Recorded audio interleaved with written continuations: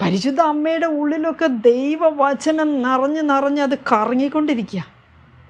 അപ്പോൾ വല്ല അശുദ്ധിയോ തിന്മയോ പ്രലോഭനോ അകലെന്ന് വരുമ്പോഴേക്കും ഈ കറങ്ങുന്ന വാളിൽ തട്ടിത്തെറിച്ചതൊക്കെ പോയി കഴിഞ്ഞു. നമ്മളാണെങ്കിൽ അയ്യോ പ്രലോഭനം വന്നു, ഞാൻ വീണേ, എഴുന്നേറ്റേ. അപ്പം ദൈവവചനത്തിൻ്റെ വാളിങ്ങനെ കറങ്ങിക്കൊണ്ടിരിക്കുകയാണെങ്കിൽ എന്തെങ്കിലും നമുക്ക് നല്ലതല്ലാത്തത് നമ്മുടെ അടുത്തേക്ക് വരുമ്പോഴേക്ക് ഈ കറങ്ങുന്ന വാളൊക്കെ തട്ടിത്തെറിപ്പിച്ച് കളയും.